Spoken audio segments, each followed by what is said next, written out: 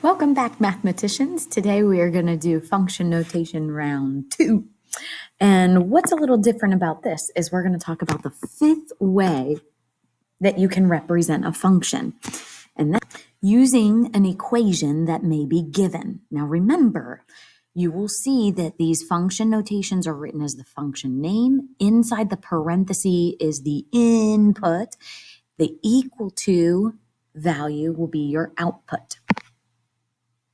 So according to what this is saying, we have k of -1, which means -1 is in fact our input. So you have two options here that you guys can do. You can use the function that's given and actually put it in, such as, it literally means use the function of k, which is -7x plus 1, and in place of x, our input is -1. So we'll write k parenthesis -1. That means my input is -1 inside of k. So we're going to use our -7. In place of x, we're putting -1 plus 1, the whole function. So we're literally using this function and inputting -1 where we see the x. Now, the only part that we care about, guys, is what am I getting out of this? So what is it equal to?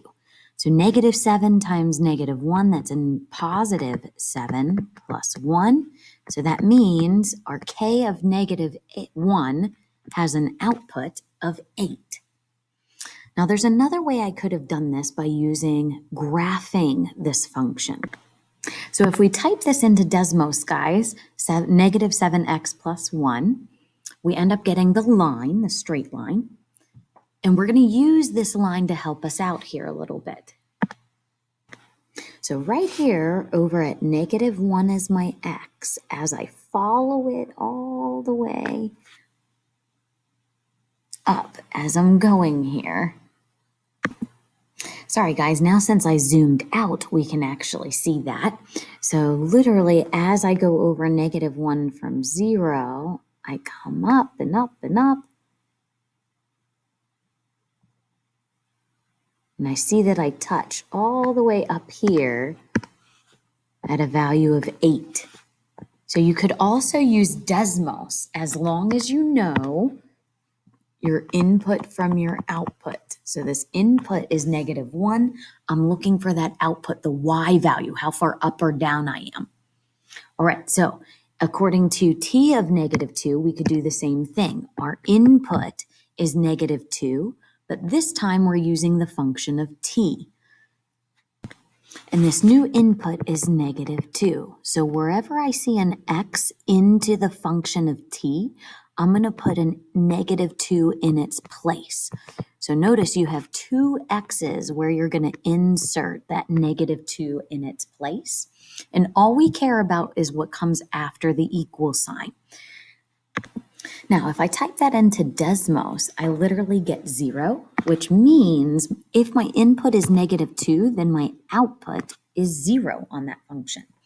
Now, you can also go the graphical route on this as well if you don't feel very comfortable. But remember, to do the graphical, your input is your x. You're looking for how high up or how low you are as an output. Now, as you type that into Desmos, make sure that you have your graph going by ones. So notice over here at -2, I'm literally stuck right on that axis, which means I did not go up or down any. So your output is 0. I didn't go up and I didn't go down. All right, so again, let's try this one more time. Using the same functions here, this time p. So this means that 1 is inside the parenthesis. It is my input. So in place of x, we're going to put 1.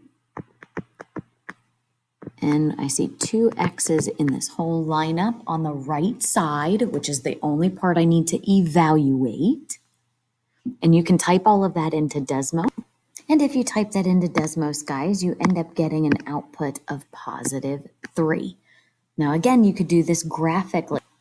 So where my x value, my input, is +1, you'll follow your function until you touch the graphed piece. So how high up did we go? We literally went up to 3 as our output. Uh-oh, part D does not look like this. So this means that negative 48 is our output, ladies and gentlemen, and we're looking for the input. What would give us that? Now, if we're going to do this algebraically, we need two things. We need our function, and we need to put negative 48 as our output. So in place of k of x, I'm going to put my output is negative 48. Don't forget our input is x, so our goal is to get x by itself. So instead of adding by 1, we'll take it away. And negative 48 minus 1 makes me more negative to negative 49. Now to finish, we need to solve for x, so not multiply by negative 7, but divide. And negative 49 divided by negative 7 is literally positive 7 is our input for that specific y value, that output. Now, another way we could do this is use the function of k. So we're going to type into Desmos negative 7x plus 1. So our goal here is to type this into Desmos, and we know the output is negative 48. So we know that y is negative 48.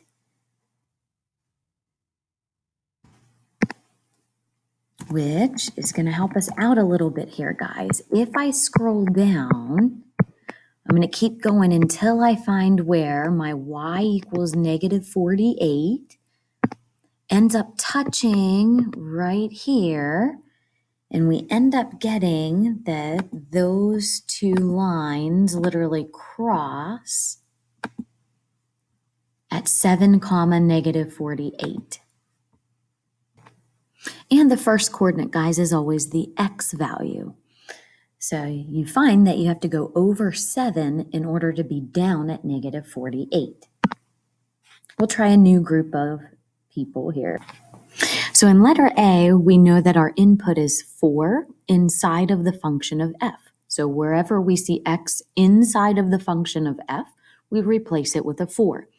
Stay in mind that you only evaluate the right-hand side of the equal sign. So 8 minus 3 is 5. So our output literally is 5. You could show this graphically as well. And as we put our input of negative 3 inside of the function of h, you'll find that we actually get an output here of 23. You can also show this graphically. As long as you go to x is negative 3, your output or your y would be up at 23. So notice, guys, in part D, we have equal to 31, which means this guy is our output,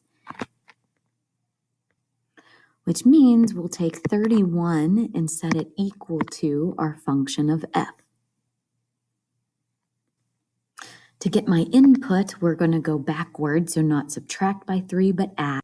And we end up that our input should equal 14. Now it's time to practice.